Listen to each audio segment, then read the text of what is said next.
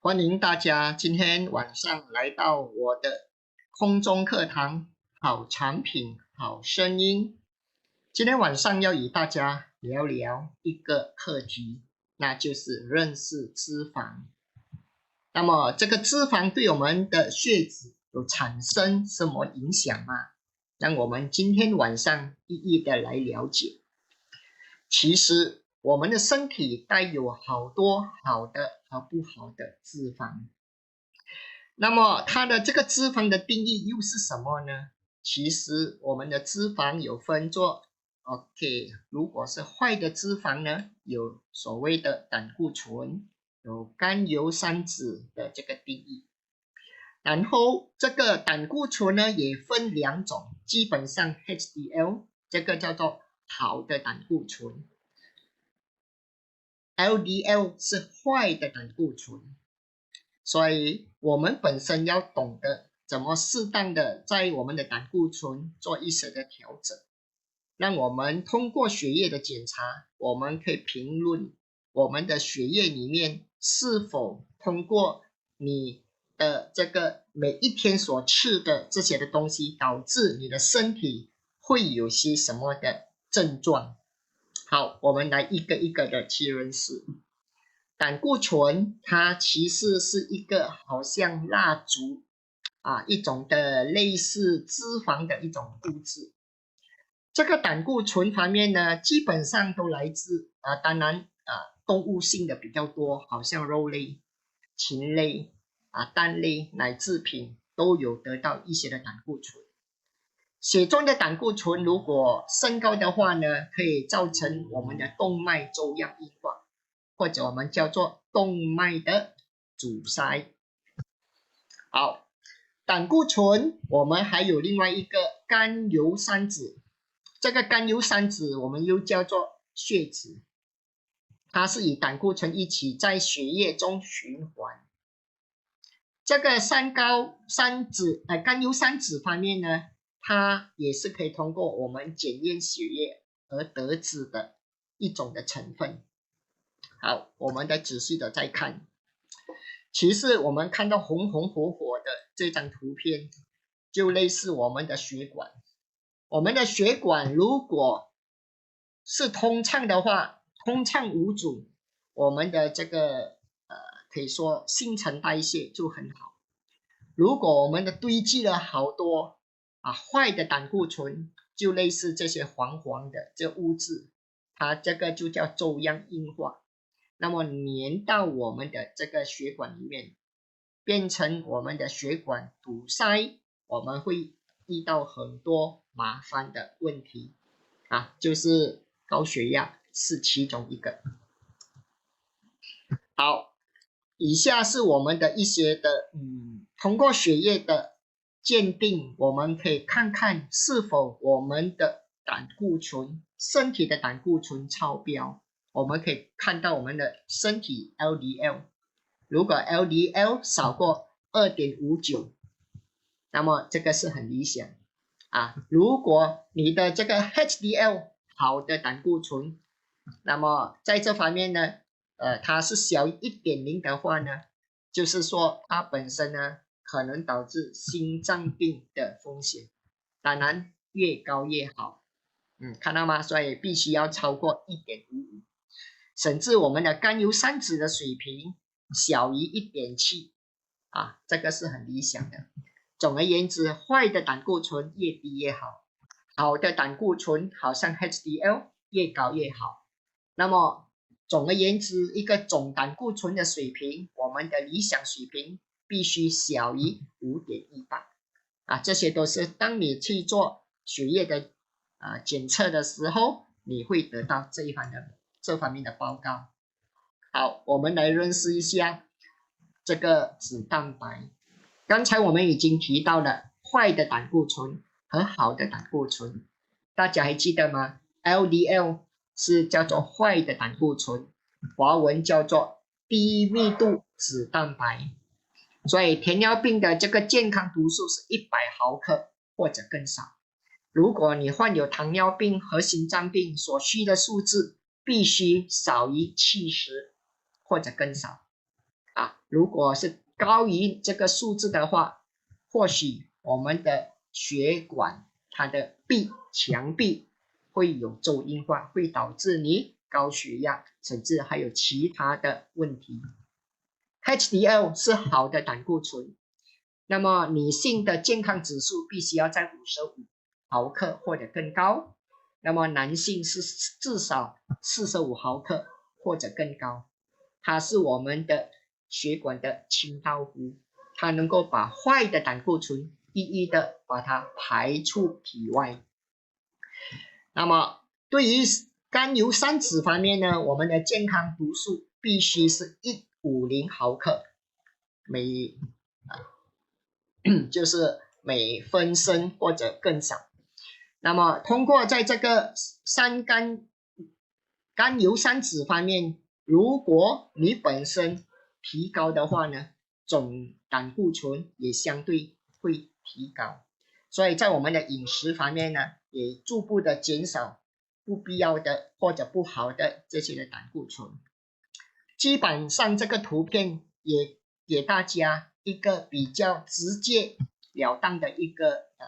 就是说一个认识。我们的脂肪有几个，一个是有害的，一个是健康的。有害的我们放这个红色、橙色，好的我们放绿色。OK， 所以我们的脂肪基本上有分作几样，第一样叫做饱和脂肪。饱和脂肪好不好？基本上它的这个胆固醇相对来的比较高，那么基本来自动物。所以来自动物哪里呢？肥肉、香肠这些酥油糕点这些椰油等等都是属于一般上饱和脂肪酸。反式的脂肪呢是来自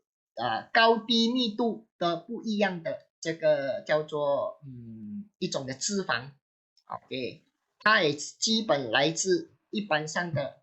天然的东西甚至我们还有人工的，好像氢化植物油它比较硬性油是基本在我们的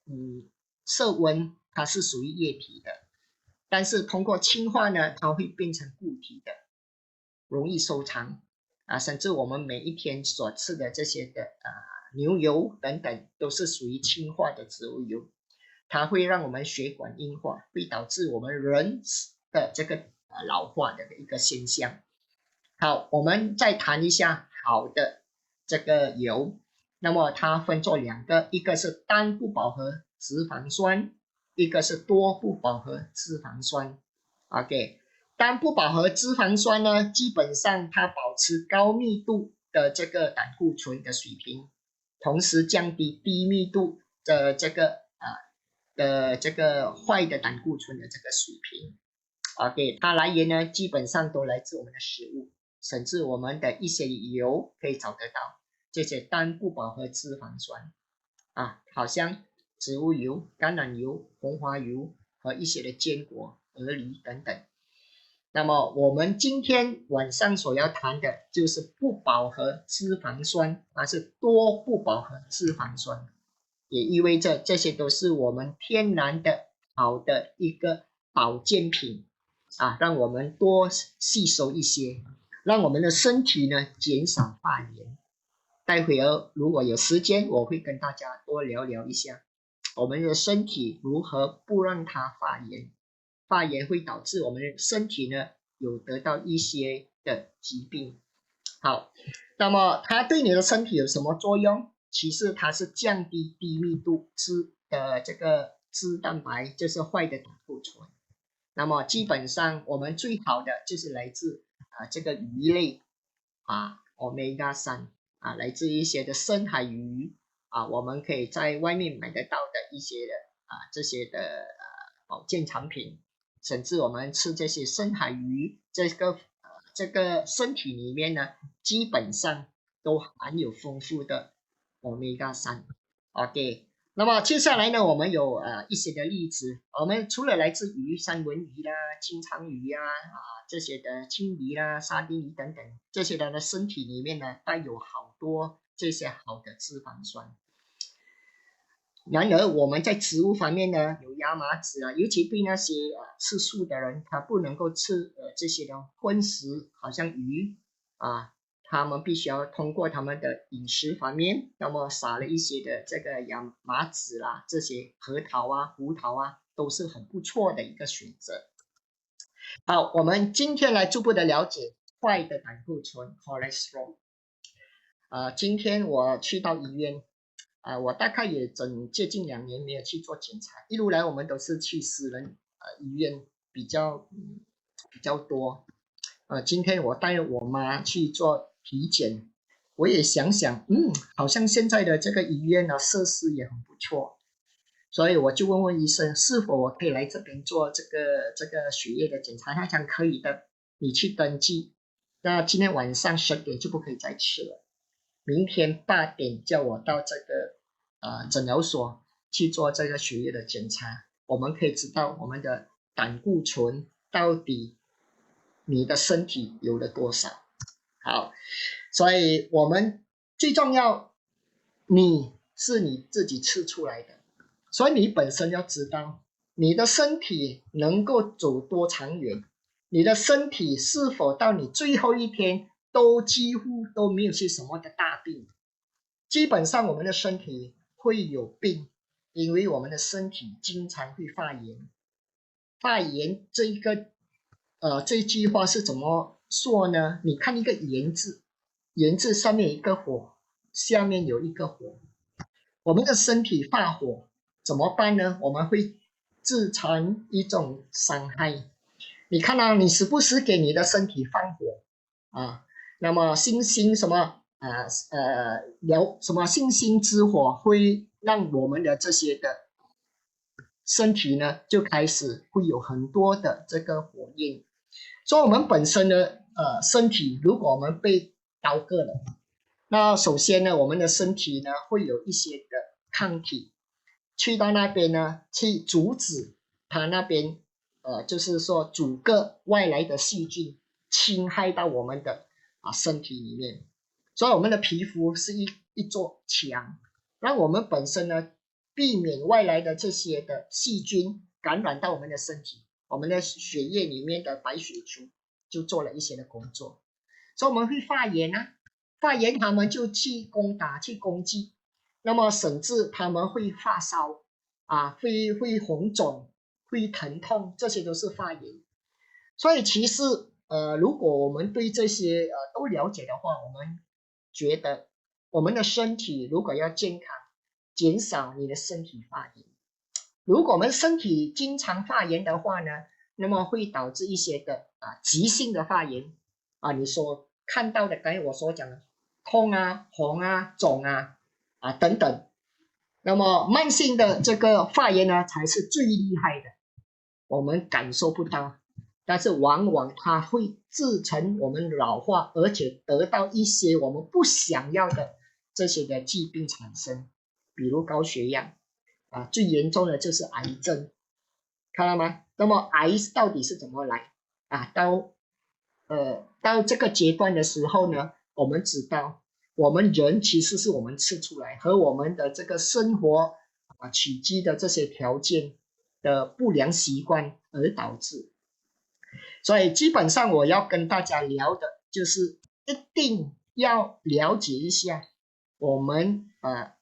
为了让我们的身体走得更加长久，好比一辆车，如果你好好的去保养着它，你经常在你的这个引擎油到时间你就送去修车厂去换你的这些的所谓的黑油还有其他的这些油，那么你的车子跑起来比较顺畅，对不对？一样的，在我们的身体我们要提供一些叫做元素，或者我们叫原料，让我们的身体通过我们提供的这些原料，让它在我们睡觉的时间它作为一些的修补，通过我们在这个情况之下我们得到一些好的这些的原料，让我们有这些的材料，我们的身体才能够进行一些的新陈代谢的这方面的修补，所以我们的身体才渴望保持最佳的一个状态。所以刚才我已经说过，我们的这个脂肪基本上我们分作几大类啊，饱和脂肪酸和不饱和脂肪酸。不饱和脂肪酸也分作3大类啊，就是多不饱和脂肪酸、单不饱和脂肪酸、Omega 3等等啊。好，那么在这方面呢，我们不要进食太多的脂肪，即便是好的脂肪啊，我们的身体如果要得到好的这些的养分的供给，除了我们是要吃足够好的蛋白质，我们也要碳水化合物提供我们能量，我们才有力气。那么第3呢，我们必须要有好的脂肪，然后接下来我们必须要有这些纤维素，当然我们必须要有这些的叫做什么？叫做益生菌、益生元这些的东西。当然水也是很重要。所以我们在多不饱和脂肪呢，它是在摄温之下，它是属于是什么？属于液体的一种植物油，比如红花油、玉米油等等。那么在这个用这些的脂肪替代饱和脂肪、氢化脂肪和反式脂肪，可以改善好的脂肪和坏的脂肪的比例。那么当然我们还有一个叫单不饱和脂肪啊，这些单不饱和脂肪它也是在摄温之下，它是液体的，比如橄榄油，比如牛油果、菜籽油和花生油。那么用单不饱和脂肪替代饱和脂肪，可以降低这些可以不降低好的脂肪的前提下，降低坏的脂肪的含量。那么当然我们也要摄取多不饱和脂肪的其中一类，叫做 Omega 3脂肪酸。刚才我已经谈过了 Omega 3呢，我们有来自2个，一个是植物，一个是动物的。基本上来自动物叫做海洋生物，就是刚才我们所讲的那些鱼，它本身呢身体里面呢，即使在那些寒冷的这些气温的海水里面呢，它依然它的里面的血液能够也很流畅的在巡回或者循环。那为什么呢？因为它的身体里面呢会分泌一种让它的这个血液经常保持在液状，不容易凝固，这个就是好的脂肪酸 Omega 3，也特别针对这方面呢，让我们的这个人体的血液方面呢流的也比较顺畅。OK， 所以我们建议每一个礼拜呢都吃2次到3次的鱼。如果吃不到的话呢，我们还增加了一些植物性的，比如亚麻籽、核桃等等啊。好的，我们再继续的再看关于胆固醇我们今天会谈2个课题，一个就是谈不好的一个胆固醇。这不好的胆固醇大家都知道，它会提高我们这些的心血管的疾病。这心血管的疾病包括高血压，是我们通病，好多的人都基本上都有这方面的病痛。其实我们人为什么会有这个高血压呢？因为我们的血管开始硬化，我们的这个血管开始狭窄了，因为有累积了好多的这些坏的胆固醇，它粘贴在我们的血管内壁，导致我们的整个血管开始狭小。那么如果心脏要把这血液那么输出到我们身体的每一个部位，它必须要用很大的力，所以也会导致心脏病，那么也会导致我们的血压开始升高了。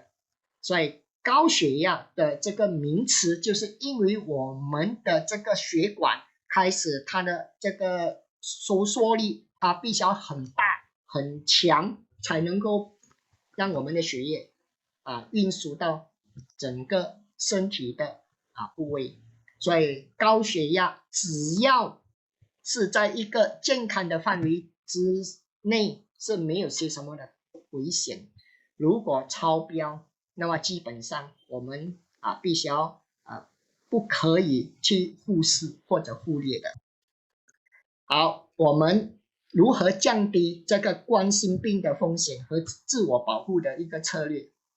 开始，我们必须要知道，我们喜欢吃这些的煎炸烧的这些的东西，对吗？因为比较香嘛，所以我们往往会导致我们人体不能够消化这一些的这些的物质，我们会导致一个人会容易的肥胖。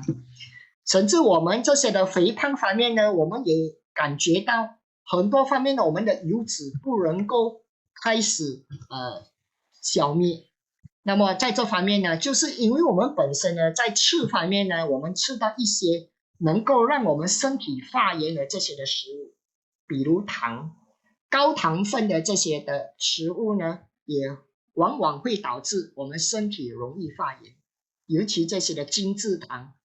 我们吃的这些的蛋糕饼干甚至面包都会导致我们身体发炎。那身体发炎呢，它本身呢在代谢方面呢就有受到一些的影响，也会导致往往你怎么样子都不能够瘦下来的。好，第二，我们再来看一下如何让我们的身体呢得到更好更健康的这个效益呢？那么首先呢，我们尽量也不吃这些的肥肉，好像熏肉、香肠这些 hot dog 之类等等。那么接下来每一天我们摄取足够的这些的瘦肉、家禽或者鱼，我们就是希望拿到一些的好的蛋白质、好的这个脂肪，甚至我们吃一些的这些的豆制的这些食品，好像豆腐，尤其那些素食者。OK， 那么摄取无脂或者低脂肪的这些奶制品。好，那么当然我们尽量少摄入这些油炸的这些食品，尽量避免在快餐店进食或者进餐。那我们所买的这些的产品或者我们买的这些食品呢，尽量选择一些低饱和脂肪，甚至低反链的这脂肪等等。那么当然我们避免摄入奶油的这个汤汁。OK， 所以我们本身呢也在这个低脂肪方面呢，我们也选择每盎司方面呢，也这个有3克的脂肪，或者我们更低。OK， 所以我们选择低脂肪的这些摄取。好，我们再看一下，在进食任何脂肪时，均应节制。OK， 那么过多热量摄取会导致我们肥胖。所有的脂肪都有高热量的食品，因此应当节制的食用。应控制体重，尽管单不饱和脂肪和多不饱和脂肪在脂肪中是好的类型。OK， 所以我们胆固醇的这个教育项目乃推荐总脂肪的摄入不应超过每一天热量摄入的35%。我们也应该要多运动。OK， 好。那么当然多运动呢，它是能够提高我们好的胆固醇，然后降低我们不好的胆固醇。OK， 基本上我们运动呢，大概每一天呢就是30分钟或者以上。好，这些都是关于胆固醇的一些的由来。1928年通过一些的科学家、生理医学家，那么他们开始认识了这个胆固醇的一个结构。1964年，他们就开始通过这2位得到这些的奖项，诺贝尔奖的奖项，他们也开始对这个胆固醇更深入的这个了解。那么1985年呢，这个坏的胆固醇的受体也被发现，所以我们在这方面呢，也可以知道我们的胆固醇其实在我们身体里面呢，大概有140克，基本上都分布在脑、神经组织、肝、肾、肠等内脏、皮肤、脂肪组织中也比较多，当然肾上腺、卵巢等等有这些的合成的类固醇激素的腺体含量也比较高。所以在这个情况之下，我们看一下，其实胆固醇好不好当然胆固醇有分作好和不好，我已经讲过了。所以好的这个胆固醇呢，它是我们生物膜的重要成分，对控制生物膜的流动性有重要的这个成分。同时它是合成我们的胆汁酸、类固醇激素和维生素 D 的一些需要的物质。好，当我们的身体有产生的一些的变化，我们知道我们的开始身体发炎了，看到吗？所以在这方面呢，它开始慢慢的堆积在那一边，导致我们的血管开始阻塞了，我们叫做粥样斑块，它会一个一个去堆积，甚至我们的血液就不能够流得非常的通畅了。那么这个也是属于我们身体如何检验我们的胆固醇的多或者少。基本上你在医院的时候呢，医生会给你类似这样的这个叫做他汀statin 等等，来给你降低我们身体的胆固醇。不过过量会导致我们的肝脏会受损。所以胆固醇与心血管的这些的关系，我们发觉到，其实胆固醇高是我们增加死亡尤其是有心血管方面的大部分3/4，因为是高胆固醇而导致的。好，所以我们在这个高危险群，我们有冠心病，有脑血性的这个脑猝死、铁尿病等等。那么高血压的合并超过3个以下的这些的因素呢，也会导致它是非常危险性的。比如年龄超过45岁男性，比如是吸烟的，或者他本身呢用这些的药物，或者他有这些的心血管的这些病史的，或者有这种历史的这些加注可能都会导致这方面的问题。好，今天晚上跟大家聊聊，在我们的这个产品的系列，我们有推出英文叫 Red Yeast Rice Tablet 红曲垫。这个红曲这个米粉呢，是一种使用红曲以及红曲霉酵母酵素而研制的一种红色粉末。在发酵的过程之中呢，它会衍生一个副产物，这个副产物呢叫做 monacolin。这 monacolin 跟刚才我所讲的那个西药给你的这个他汀类的药物有特殊的功效。最重要，它是能够降低我们身体里面的胆固醇。怎么吃呢？一天2次，每一次吃1粒这些都是减低这些的化学的药物导致我们的身体的肝脏受到一些的损坏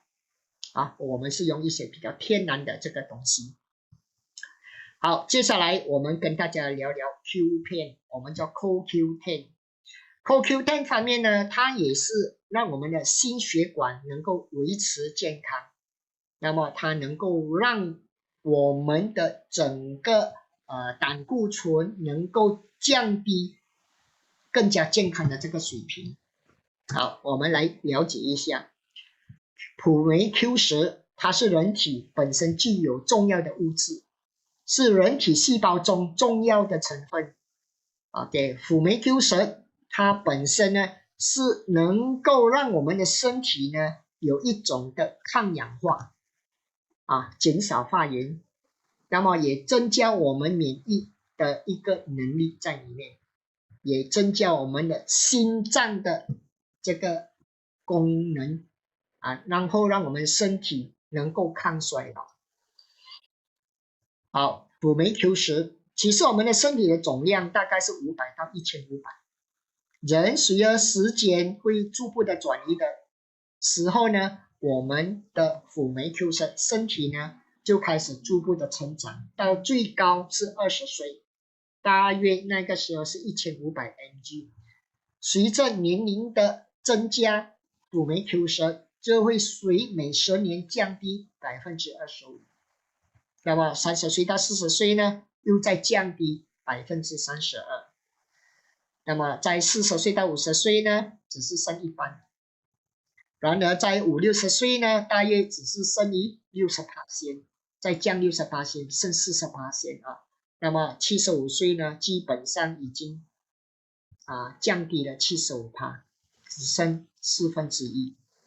所以我们发现到我们的辅酶 Q 十对我们的身体有何等的重要，因为我们要制造我们身体的酶，要清除我们身体的自由基，抗疲劳，调节血脂抗肿瘤，抗高血压，保护皮肤，甚至保护心脏，都是辅酶 Q 十的这个功能。这张的图片也告诉大家，我们的心脏，健康的心脏就是呈这样的形状。当我们的这个心开始肿大的时候，我们发觉到我们的心开始已经没有力了，因为它要承担何等大的压力来把我们的血液就是说运输到全身。所以其实有一个调查告诉我们，辅酶 Q 十它能够让我们的心血管尤其我们的心脏能够降低43%这个心衰竭的可能性。好，那么当然辅酶 Q 十我们基本上刚才我讲了，蛋白质、多糖体、碳水化合物、脂肪是我们3大类我们每一天所要吃的。通过一系列的这些的叫做我们的消化，我们能够把所有的这些的多糖体通过辅酶 Q 十的这个功能之下，它能够让我们的身体呢释放 ATP， 就是我们能量。OK， 好，它也能够清除我们身体里面的自由基。人为什么会衰老？就是因为我们身体呢太多的这个氧化的这个物质在里面，所以我们一直告诉自己，我们要多吃一点抗氧化剂，甚至维生素 C。上个礼拜我们所讲的就是其中一个，能够有效大大的减低我们的身体受到这些的伤害。抗疲劳，那么辅酶 Q 十它有抗疲劳的作用，能够增加我们的身体释放 ATP， 刚才我所讲的。所以人有释放足够 ATP， 你本身呢有比较精神奕奕，对吗？好，接下来我们再看一下，它能够调节我们的血脂。当我们的血脂的这些的胆固醇能够把它明显的降低的时候呢，它本身呢也能够让我们血液的血脂也趋向比较正常。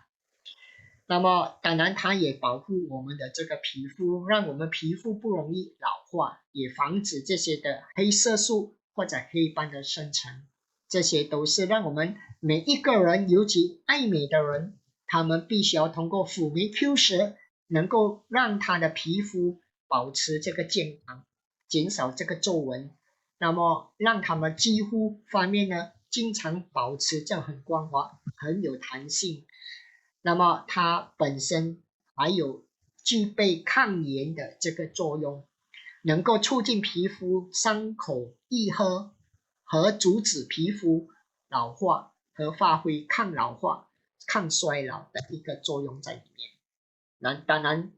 辅酶 Q 十对我们的心脏的保健方面呢也非常重要的。所以为什么要补充辅酶 Q 十？最重要，我们是要减少皮肤的这个皱纹，然后我们的心率的不正常，然后我们对这些的高血压、牙周炎、抗衰老等等，那么起了一些的这个作用。对哪一些人比较需要这个辅酶 Q 十呢？就是工作繁忙、经常熬夜加班的人，体质衰弱，那么在我们本身想要增强体力的这些人群，想预防身体机能衰老的人，免疫力很低的人，经常伤风感冒的人，他们是属于亚健康的人群，睡眠品质比较差，梦多，而且容易醒，作息不正常，常喝啤酒和应酬的人，那么身体经常有酸痛的人就是我们的身体经常会发炎，我们感觉到这边痛那边痛。那么长时间劳动者，易恢复体力者，那么对这些的环境的污染、过度化妆造成皮肤过敏、过早老化，经常绝食和瘦身导致皮肤松弛，有肥胖纹或者减脂纹，对那些经常吃肉的，OK， 那么心血管有问题、有三高的人，那么思维比较缓慢，他比较迟钝，记忆力比较差，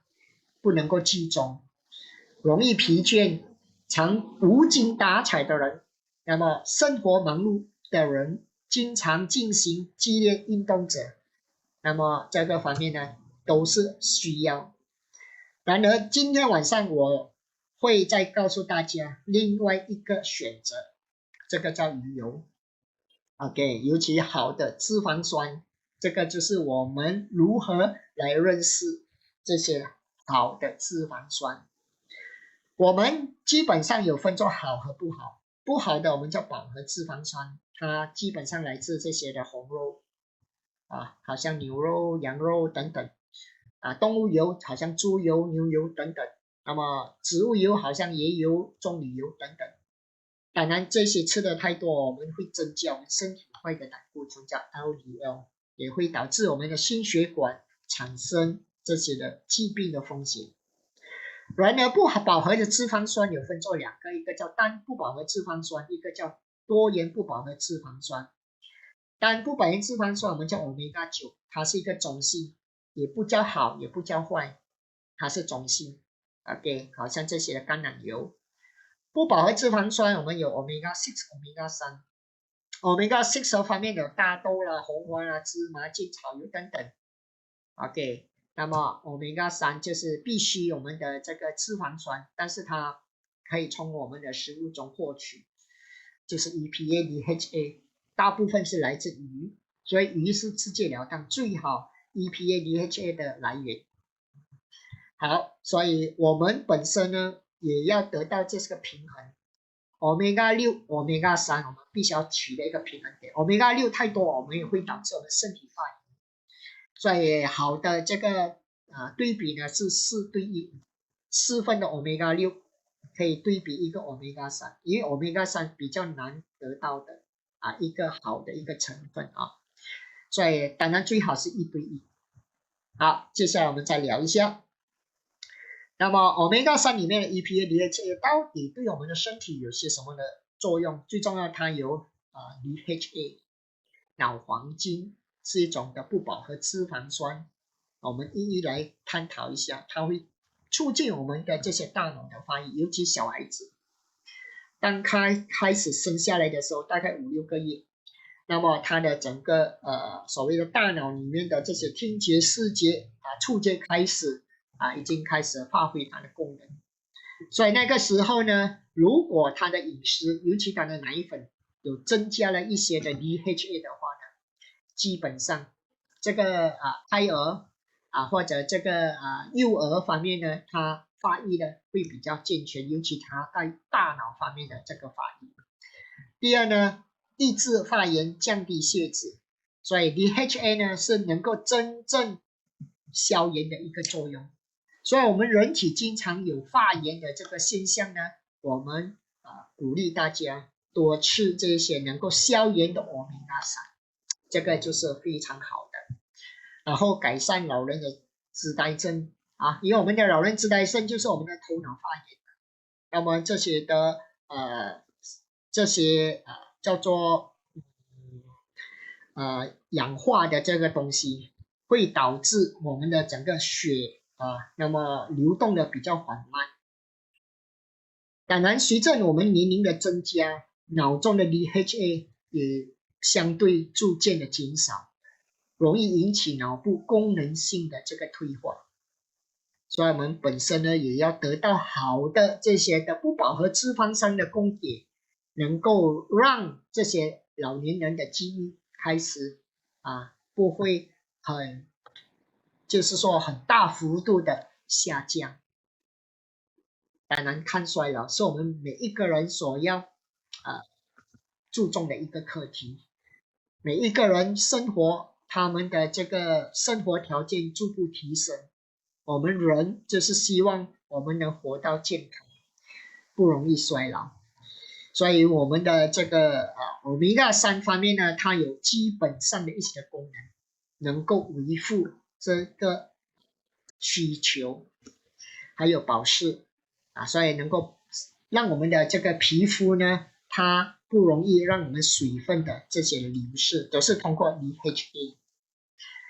那么 EPA 呢又是什么？它是促进我们的血液循环的一个健康。Omega-3的脂肪酸已经被证实能够促进循环系统，所以防止胆固醇和脂肪在动脉壁上累积，会变成粥样化。所以补充足够的这些鱼油也能够让糖尿病患者减低这些的高血压。然后我们可以知道，有足够的 EPA， 它也能够让我们身体呢能够大大的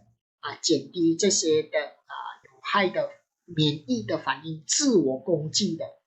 一个反应好像这些类风湿的关节炎、红心狼疮这些都是我们自我免疫的不调节的一个地方。EPA 呢也能够降低胆固醇和甘油三酯，促进体内饱和脂肪酸的代谢从而起到降低血液粘度，增进血液循环，那么也抗疲劳。OK， 所以会让我们的这个血液里面呢得到健康，预防这个脑血栓、脑溢血、高血压等等的这些心血管的疾病。所以 Omega-3 里面的 EPA 它是一个不饱和脂肪酸，它对这些肺病肾病恶性的糖尿病和一些的大肠的溃疡也得到一些积极的作用。所以记得 Omega-3 呢，它是能够减缓视力和脑力的老化，调节血压，改善我们的糖尿病，改善过敏促进胎儿的发展，那么也减轻关节炎的这些的症状。所以慢性的防控，任重道远，血脂管理大有作为。所以这一幅画，一切为了人民健康我们必须要从这几点开始通过血脂的管理，让我们能够走得更加的长久。所以这一笔账我们必须要算得非常的清楚。好，今天晚上我们就谈到这边，给大家初步对这个脂肪、胆固醇等等有一些的了解。谢谢大家，我们期待下一堂课我们再继续的再聊其他的养生之道。谢谢。